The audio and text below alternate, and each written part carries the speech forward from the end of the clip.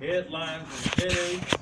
My man who's out there all the time, a brother by the name of Larry H. Gardner, who does promote the place. Somebody hold this for me, please. Thank you very much. Thank you. Shout out to everybody that's here. One more to you. Lavelle, I got you. You know, you inboxed me. I saw you at the end. I got you.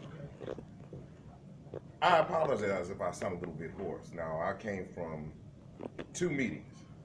First meeting I came from was the Greater Cleveland Black Journalists Association, which I'm a member of. A proud member of it, which has some Harry Boomer, Leon, you know, and also along with, since I'm already around legends with Al Porter and Silver B on voiceofradio.com, you know, I might as well see where the other legends are, so I became a member of that. Here's what I found out about our national news media coverage. Now, shout out to Tina Hobson and her radio show, and I've known her for a long time. She knows my mama, so I gotta be good.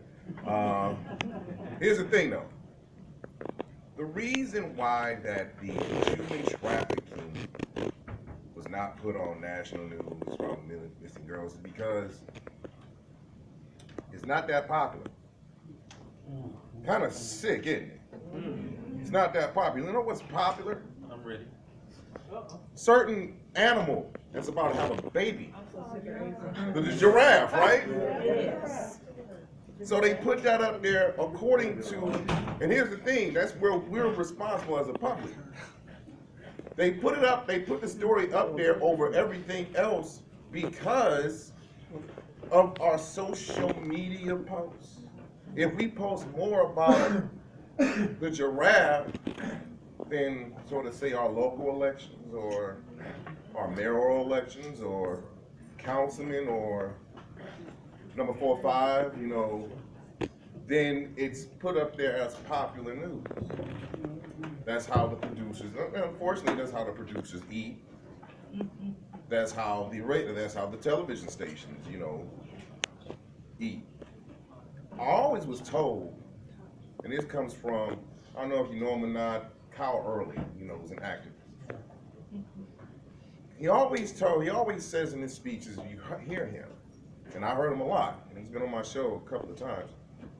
Follow the money. If you know follow the money and follow the social media stats. If you know what's popular, follow the money.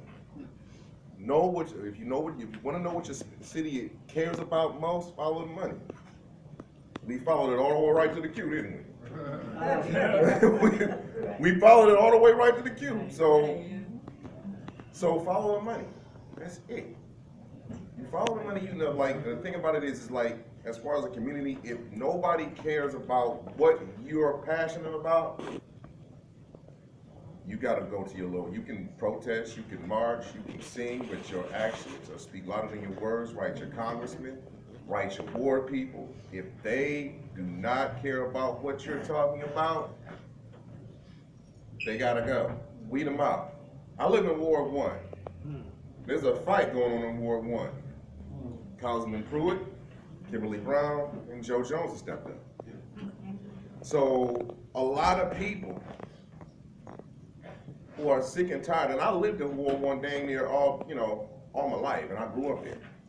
So I want to see what's going to happen.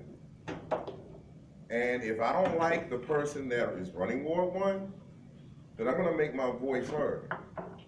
And I'm going to use that platform. I use headlines and headaches as that platform. First, it was just about national politics. Then there are local people involved.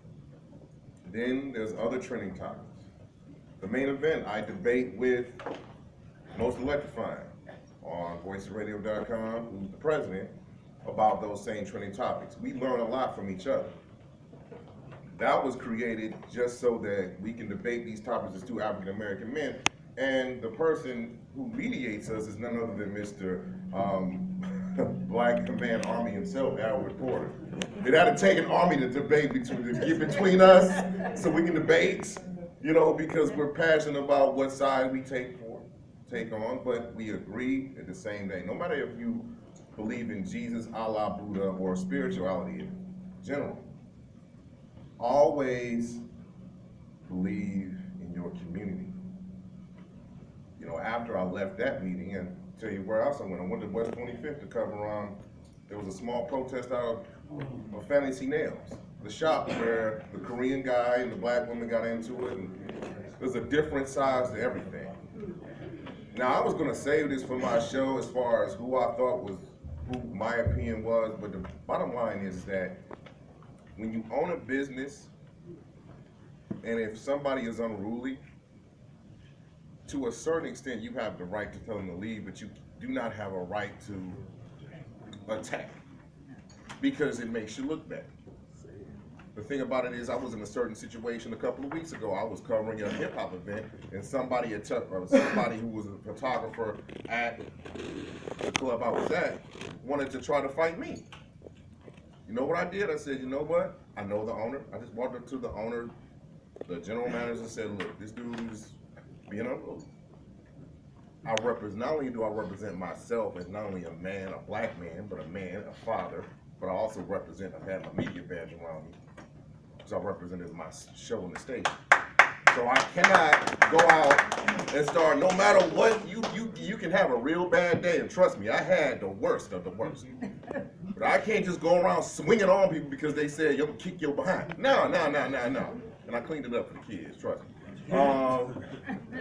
But the main thing is that you have to stand on a platform where I'm not going to take this anymore.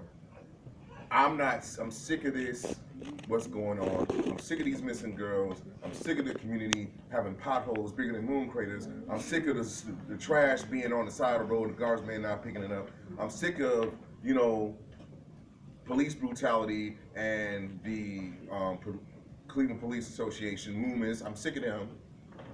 But the thing about it is like, whenever you get sick of something, there's always a cure. There's always medicine for it. Trust me, there's a cure for HIV. They ain't giving this to us because it's more popular making it off the medicine than the actual cure itself. They made, polio. They cured polio, okay? And you know how much money they lost with polio? True.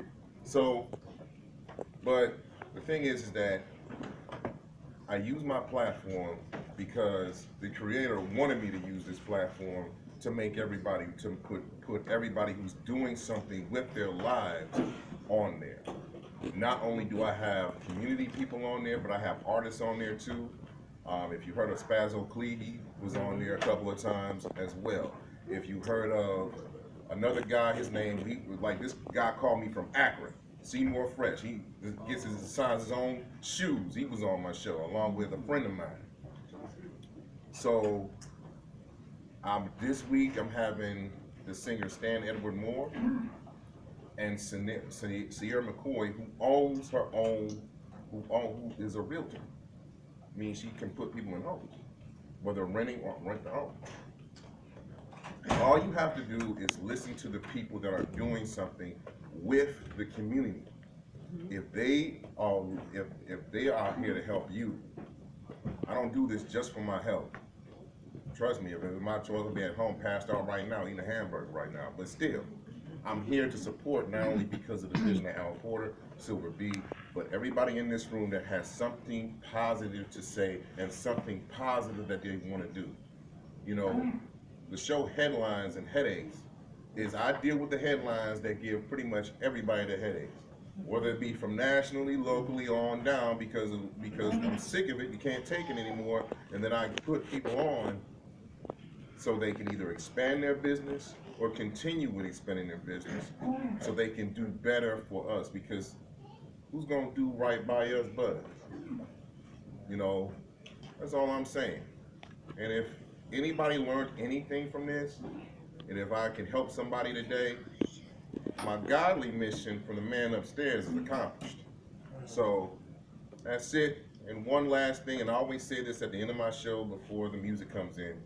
If nobody told you today that they love you, I love you. So I'm through. Any questions for me? Any questions for me? Okay, no, I'm gonna sit my butt over here. Thank you. There's a little secret. He sings also. He's a singer back in the day. Come on now. So he sings. Oh, see, I'm not doing nothing today. I'm going to Lakeshore though to hear somebody sing, so that's what I'm thinking.